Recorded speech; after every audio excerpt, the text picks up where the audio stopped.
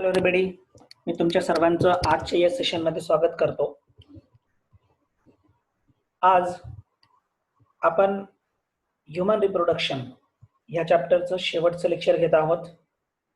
यानंतर आपण जो पुढचा टॉपिक सुरू करणार आहोत जो ह्यूमन रिप्रोडक्शनचा पार्ट आहे, परंतु NCERT मध्ये सेपरेट चॅप्टर दिलेला आहे आणि म्हणून आपण त्याचे मटेरियलही सेपरेटच तयार केलेले आहेत. That is reproductive health. तर हे आपण यानंतर पाहणार आहोत. तर काही महत्त्वाचे पॉइंट्स ह्या टॉपिक मध्ये बाकी होते ते आपण आजच्या लेक्चर मध्ये पाहणार आहोत, ज्यामध्ये लॅक्टेशन आहे, त्यानंतर ट्विन्स असतील, जे काही कन्सेप्ट तुम्ही आधी कधीतरी ऐकलेला पण असाल, आणि काही अदर कन्सेप्ट आहेत. त्यामध्ये पहिलं कन्सेप्ट आहे that is a lactation. Now what is lactation? Already we studied the lactation in the topic that is mammary glands. So what happen actually during the lactation? So by definition you can understand it, that is secretion and production of the milk from mammary gland at the end of pregnancy. It's called as lactation. It's a simple definition: secretion and the production of milk from mammary gland, that is called as pregnancy. Sorry, that is called as lactation. When it happened at the end of pregnancy, that is immediate after birth. During birth the process has been started. How? So for that purpose there is a hormonal control. बर्थच्या वेळेमध्ये त्या ठिकाणी hormonal control होतं आणि pituitary Gland ज्याच्या कंट्रोलमध्ये आहे. आपण already त्याला बऱ्याच वेळेस स्टडी केलेला आहे आतापर्यंत. ही जी फिगर मी तुमच्या समोर काढलेली आहे ही पिट्युटरी ग्लँड आहे आणि हा आहे हायपोथॅलॅमस. ठीक आहे, हा जो हायपोथॅलॅमस आहे, हा हायपोथॅलॅमस जो पोस्टिरियर पिट्युटरी आहे, this is an anterior pituitary and this is a posterior pituitary. तर posterior pituitary through prolactin hormone secrete करतं. म्हणजे हायपोथॅलॅमस हा प्रोलॅक्टिन हार्मोन सिक्रेट करतो. This prolactin hormone will be act on the mammary glands. हे कशावरती act होतं? Memory Gland वरती act होतं. म्हणजे मॅमरी ग्लँडला या ठिकाणी स्टिम्युलेट केलं जातं with the help of prolactin, and after that memory Gland starts the secretion of milk. तिथून पुढे मॅमरी ग्लँड जे आहे ते मिल्क सिक्रेशन सुरू करतं. ठीक आहे, तर प्रोलॅक्टिन हे जे आहे महत्वाचा हार्मोन आहे. कशासाठी? तर for the purpose of milk secretion. Okay, so this milk secretion is because of for the purpose of feeding the newborn baby. Okay, so for what purpose? Actually it helps the mother feeding newborn. कशासाठी आहे? तर newborn baby जी असेल त्याला feed करण्यासाठी त्याचा use होतो. By feeding it gives the nutrition. Milk nutrition देतच, पण त्या व्यतिरिक्त आणखीन काय आहे? सो फर्स्ट फ्लूइड जेव्हा लॅक्टेशन सुरू होतं तर तो पहिला फ्लूइड जो फॉर्म होतो किंवा सिक्रेट केला जातो memory Gland through, that fluid is called as the colostrum. Okay, which is a yellowish colored milk. काहीसा प्युअरसर कलरचा हा मिल्क असतो. तर in this milk there is presence of the proteins, lactose आणि अँटीबॉडी महत्वाची असलेली IgA. It is a mother's antibody which is provided through colostrum to the newborn baby. मदरची antibody आहे जी नवीन बेबीला प्रोव्हाइड केली जाते, कारण न्यूबॉर्न बेबी लगेचच इम्युनिटी सिस्टीम त्यामध्ये डेव्हलप झालेली नसते. मग IgA थ्रू त्या ठिकाणी इम्युनिटी प्रोव्हाइड केली गेलेली असते. एक कन्सेप्ट आहे तुमच्या समोर हा ठेवलेला मी नवीन कन्सेप्ट यामध्ये, दॅट इज विनिंग. बोर्डच्या बुक मध्ये सुद्धा हा कन्सेप्ट अवेलेबल आहे. तर हे कन्सेप्ट आपल्याला माहित असणं गरजेचं. What is this concept actually? So when the milk feeding terminated, then the mother's milk will be replaced by the solid fluid, gradually replaced by the solid fluid. That process, जो काही solid fluid मदरच्या मिल्कच्या ऐवजी त्या न्यूबॉर्नला दिला जातो नंतर, म्हणजे एक specific period नंतर, तर त्या प्रोसेसला आपण म्हणतो विनिंग. विनिंग ही एक प्रकारची प्रोसेस आहे, ध्यानात ठेवा. It is A type of process. ठीक आहे, so this is all about the lactation related complete process किंवा कम्प्लीट प्रोसिजर आपण मॅमरी ग्लँड स्टडी करत असताना ऑलरेडी बघितलेली आहे. ठीक आहे, आपण पुढे जाऊया. सम अदर कन्सेप्ट मध्ये, ज्यामध्ये तुमच्या समोर जो एक कन्सेप्ट दिसतो आहे that is an ectopic pregnancy. तुम्ही एक्टॉपिक प्रेग्नन्सी हा वर्ड ऐकलेला नसाल. You know that already that is an pregnancy. Pregnancy that is uterine wall वरती जेव्हा एम्ब्रिओ हा इम्प्लांट होतो तर तिथून पुढे तो डेव्हलप होतो आणि त्याच ठिकाणी तो कम्प्लीट डेव्हलपमेंट प्रोसेस शो करतो up to the parturition. That is called as the pregnancy. But if the pregnancy is extra uterine, जर प्रेग्नन्सी एक्स्ट्रा युटेराइन असेल म्हणजे युटेरस सोडून दुसरं कुठेही जर एग इम्प्लांट होत असेल तर त्याला आपण एक्टॉपिक प्रेग्नन्सी असं म्हणतो. It is an abnormal type of pregnancy. हे एक प्रकारे अबनॉर्मल प्रकारची प्रेग्नन्सी आहे. यामध्ये होतं काय, fertilised egg implants outside the uterus. तुम्हाला माहित आहे युटेरसचा हा एवढाच पार्ट आहे. ठीक आहे, तर हा फंडस असेल आणि हा कम्प्लीट युटेरस असेल. हा एवढाच पार्ट युटेरसचा आहे. तर त्या पार्ट मध्ये जर फर्टिलाइज्ड एग इम्प्लांट झालं तर it is a normal pregnancy. पण या व्यतिरिक्त जर समजा इकडे फॅलोपियन ट्यूब आहे, या फॅलोपियन ट्यूब मध्ये इम्प्लांट झालं तर मग there is an ectopic pregnancy. काय कारण असू शकतं एक्टॉपिक प्रेग्नन्सीचं? एक्टॉपिक प्रेग्नन्सीचं कारण असं आहे की एग क्लिवेजच्या वेळेस वरती झोना पेलुसिडा कन्सिस्ट करतं. आपल्याला हे माहित आहे आतमध्ये हा एग असतो आणि वरती झोना पेलुसिडा असतो. जोपर्यंत झोना पेलुसिडा आहे तोपर्यंत इम्प्लांटेशन प्रिव्हेंट केली जाते. पण जर झोना पेलुसिडा ॲबनॉर्मली युटेरस मध्ये येण्यापूर्वीच रप्चर झाला तर मग त्यावेळेस तो जो एग आहे तो काय होतो, युटेरस व्यतिरिक्त अदर साइडला इम्प्लांट होतो. ठीक आहे, अशा प्रकारची प्रेग्नन्सी ही फेल्युअर असते. म्हणजे त्या ठिकाणी फिटस सर्व्हाइव्ह होत नाही. It can't be survive. ठीक आहे, so this is called as ectopic pregnancy. He ectopic pregnancy आपण या ठिकाणी पाहू शकतो. पहा, तुम्ही पाहू शकता. मग एक्टॉपिक प्रेग्नन्सी जर झाली तर मग ह्या केसमध्ये फिमेलला जी मदर असेल, मदरला कोणत्या प्रकारचे प्रॉब्लेम्स असतात? तर तुमच्या समोर जी मी फिगर ठेवलेली आहे तुम्ही पाहू शकता, इथे ही नॉर्मल प्रेग्नन्सी आहे आणि ही जी फिगर आहे दिसते तुम्हाला ही एक्टॉपिक प्रेग्नन्सीची फिगर दिसते. नॉर्मल फिगर मध्ये पहा, नॉर्मल प्रेग्नन्सी मध्ये बरोबर युटेरस मध्ये इम्प्लांटेशन झालेलं आहे, परंतु एक्टॉपिक प्रेग्नन्सी मध्ये युटेरस मध्ये इम्प्लांटेशन न होता अदर ठिकाणी इम्प्लांटेशन पाहायला आपल्याला भेटतंय. तर याचे काही सिम्पटम्स आहेत. काय? व्हजायनल ब्लिडिंगचे चान्सेस असतात. Sudden onset of lower abdominal pain. Lower abdominal region वरती खूप जास्त प्रमाणामध्ये पेन होतं. इवन ऑल्सो पेल्विक पेन आणि टेंडर सेरेविक्स. ठीक आहे, तर हे काही सिम्पटम्स आहेत एक्टॉपिक प्रेग्नन्सीचे. एक्टॉपिक प्रेग्नन्सी वरती AIPMT मध्ये प्रश्न विचारलेला होता म्हणून हा कन्सेप्ट मी तुमच्या समोर या ठिकाणी ठेवलेला आहे. ठीक आहे, पुढे जाऊया आपण आता. एक अनादर कन्सेप्ट आहे ओएस पेनिस. तसं ओएस पेनिस हा जो वर्ड आहे ऍक्च्युली थोडस डिफरंट, कारण ओएस याला आपण या आधी ऑर्फिस असं नाव दिलेलं आहे. म्हणजे आपण एक कन्सेप्ट पाहत होतो, तुम्हाला आठवत असेल, सेरेविक्स साठी that is internal OS, external OS असं. परंतु या ठिकाणी ओएस म्हणजे ऑसिफिकेशन. ओएस म्हणजे हा जो वर्ड आहे OS that is an ossification. हे कशासाठी वापरले गेले? It is for the purpose of ossification. आणि तुम्हाला माहित आहे ऑसी हा वर्ड स्पेसिफिकली बोन साठी वापरला जातो. मग पेनिसच्या आतमध्ये बोन फॉर्म होत असेल तर त्याला आपण ओएस पेनिस असं म्हणतो, which is also called as the baculum. मग आतमध्ये समजा दिस इज अन पेनिस, त्याच्या आतमध्ये या ठिकाणी काय असतं, there is presence of the bone. त्याच्यावरती मग बाकी अदर त्याचे जे काही टिश्यूज आहेत, स्पेशलाइज्ड टिश्यूज त्या ठिकाणी प्रेझेंट असतात. तर स्पेसिफिकली हा जो बोन आहे, this bone is called as the baculum. त्या बोनला आपण बॅक्युलम असं म्हणतो. कन्सेप्ट तुमच्या समोर आहे पहा. Penis of some animal consist the bone. या ठिकाणी बोन हा वर्ड राहिलेला आहे.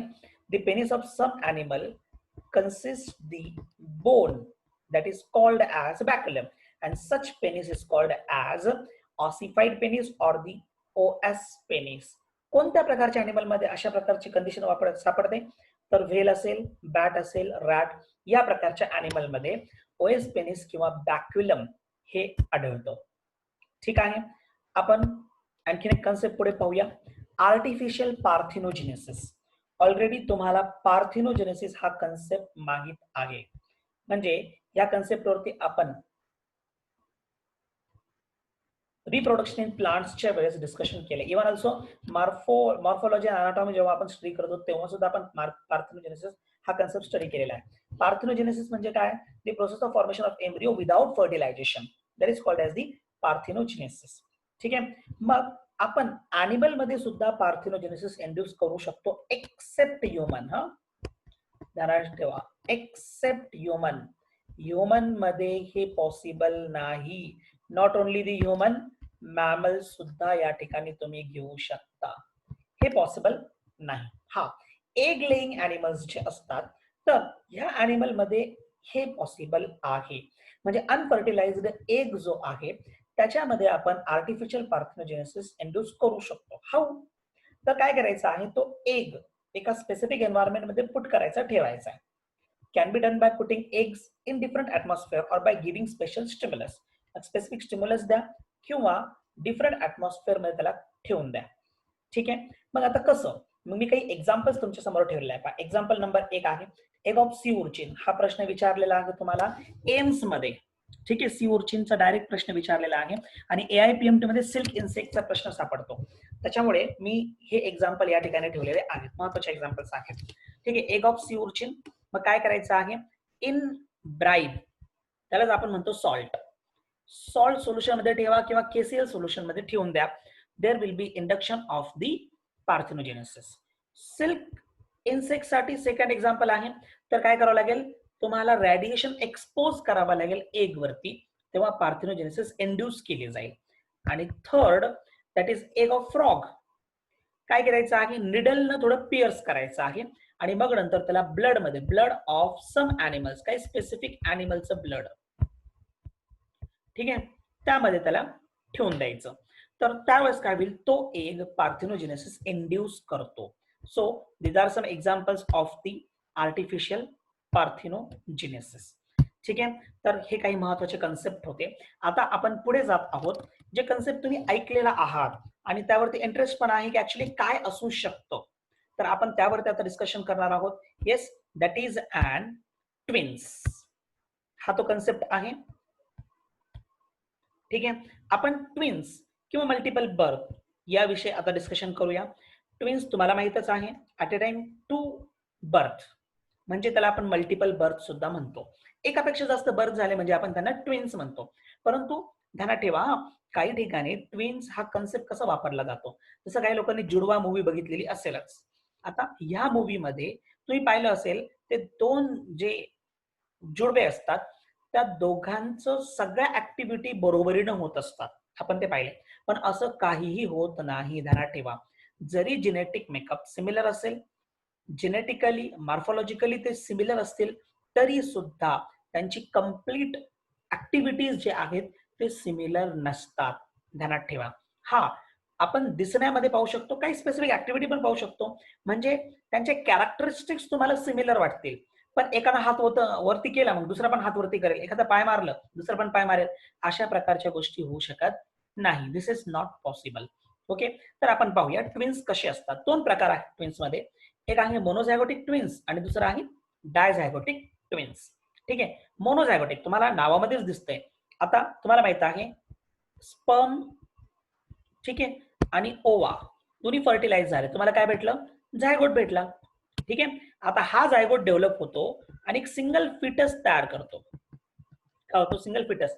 पण in sometimes or in specific conditions this zygote can be split. हा झायगोट स्प्लिट होऊ शकतो. जर हा झायगोट स्प्लिट झाला तर एका झायगोटचे दोन झायगोट होतील, म्हणजे एकाच पासून दोन झायगोट तयार झाले. आता हे दोन्हीही झायगोट जे आहेत सेपरेट फिटस फॉर्म करतील. मग दोन झायगोटचे दोन फिटस, त्याला आपण म्हणतो मोनोझायगोटिक ट्विन्स. पण दोन झायगोट कसे तयार झाले, एकाच झायगोट पासून ते तयार झालेले आहेत. फिगर मी तुमच्या समोर ठेवलेली आहे.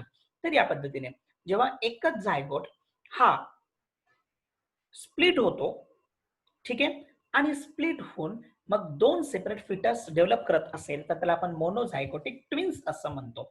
म्हणून इथे दिले पहा फ्रॉम वन एग. आणि असे जे ट्विन्स असतात ते आयडेंटिकल असतात, म्हणजे ते दिसण्यामध्ये कॅरेक्टरिस्टिक्स मध्ये सिमिलर असतात. Why? Because their genetic makeup is similar. कारण एकच झायगोट आहे, न्यूक्लिअर मटेरियलही तोच आहे. हेच न्यूक्लिअर मटेरियल डुप्लिकेट झाला, डबल झालं आणि दोन सेपरेट या ठिकाणी इंडिव्हिज्युअल फॉर्म झाले, म्हणून त्यांना आपण आयडेंटिकल असं म्हणतो. एक प्रकार डायझायगोटिक ट्विन्स आहे. डायझायगोटिक मग काय होतं, कधी कधी दोन ओव्हा सेपरेट होतात, दोन ओव्हा सेपरेट रिलीज होतात. नॉर्मली एकच ओव्हा फिमेल मध्ये रिलीज केला जातो, पण कधी कधी दोन ओव्हा रिलीज केले जातात, तेव्हा दोन स्पर्म सेपरेट त्यांच्या बरोबर फर्टिलाइज होतात.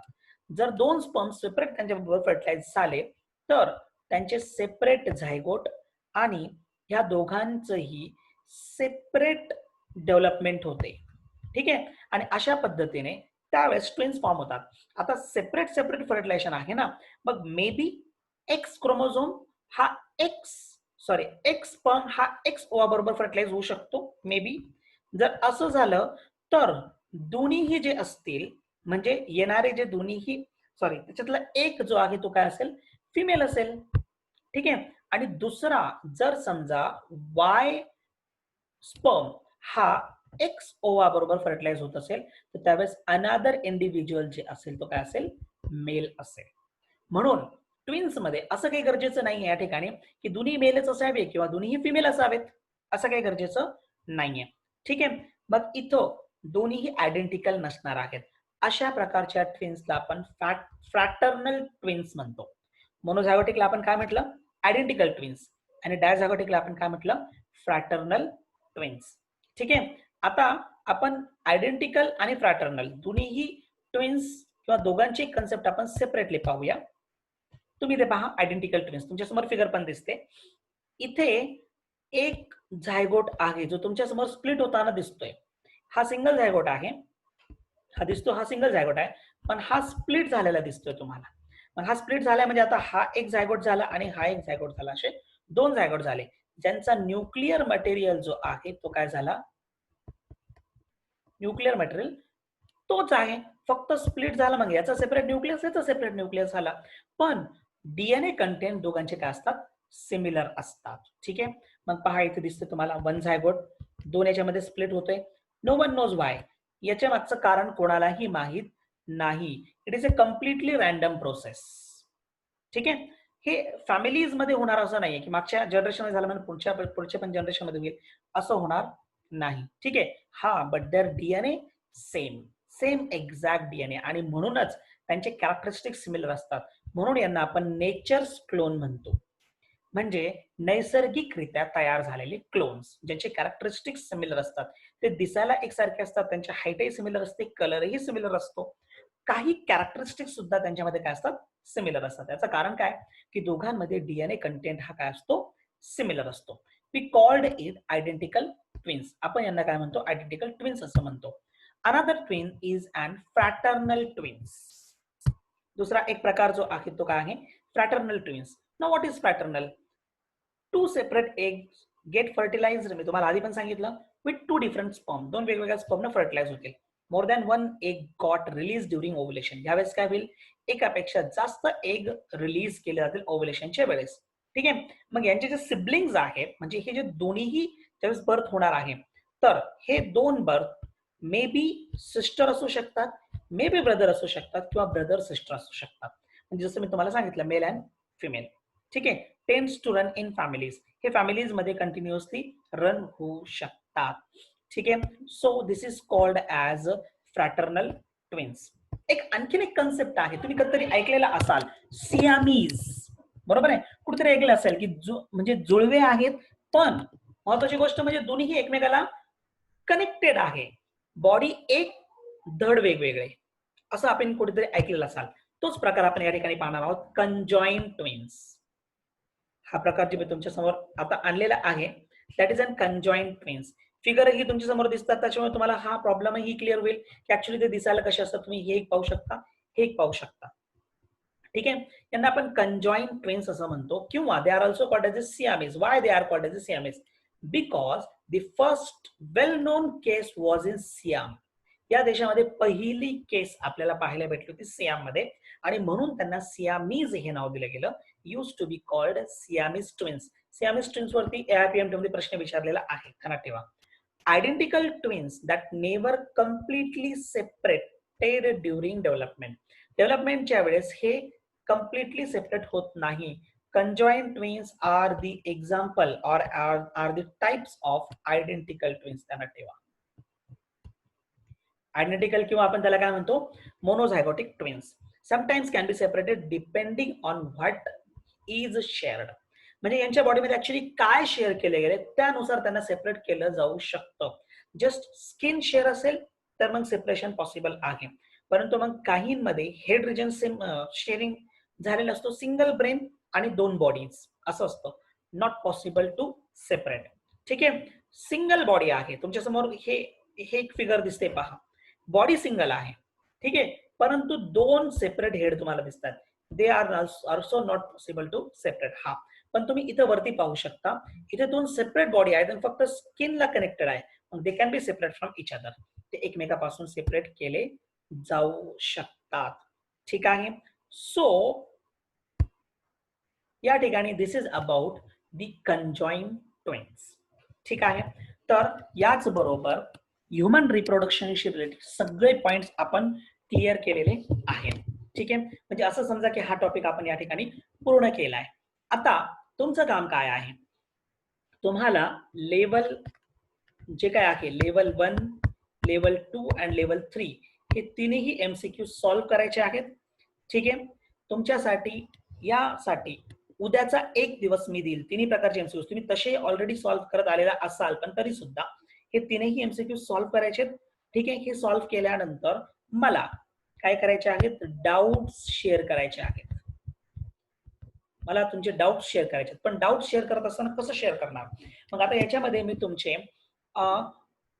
टास्कचे पण डाऊट्स क्लिअर करणार आहे. मग डाऊट सेंड करत असताना मला तुम्ही कशा पद्धतीने सेंड करणार आहात, तर मला पर्सनल अकाउंट वरती टास्क 1 असं लिहायचं आहे.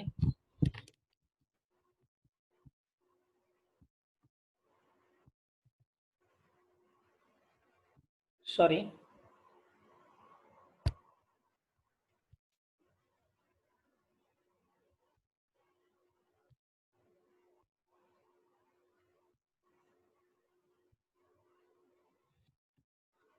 ठीक आहे. मला पर्सनल अकाउंटवर तुम्ही काय करायचंय पहा, टास्क 1 लिहायचंय. त्यानंतर त्याच्यामध्ये क्वेश्चन नंबर 1, 2, 3 काय असेल तसं. मग टास्क 2 क्वेश्चन नंबर काय असेल ते. अशाच पद्धतीने मग लेवल 3 पर्यंतचे MCQs मला डाऊट्स म्हणून पाठवायचे आहेत. तुमच्यासाठी उद्याचा दिवस आहे. परवा माझ्याकडे डाऊट्स येणं गरजेचं आहे. परवा संध्याकाळपर्यंत, म्हणजे तुमच्याकडे पूर्ण 2 दिवस भेटतील. आणि 2 दिवस म्हणजे परवा दुपारपर्यंत मला येणं गरजेचं आहे. मग दुपारनंतर तुम्हाला एक सेपरेट व्हिडिओ शेअर केला जाईल, ज्याच्यामध्ये तुमचे सगळे डाऊट्स क्लिअर केले गेलेले असतील. ठीक आहे. सगळ्यांना हे समजलेलंच असेल. ओके. आणि हे पूर्ण झाल्यानंतर मग आपण रिप्रोडक्टिव्ह हेल्थ हा टॉपिक पाहणार आहोत.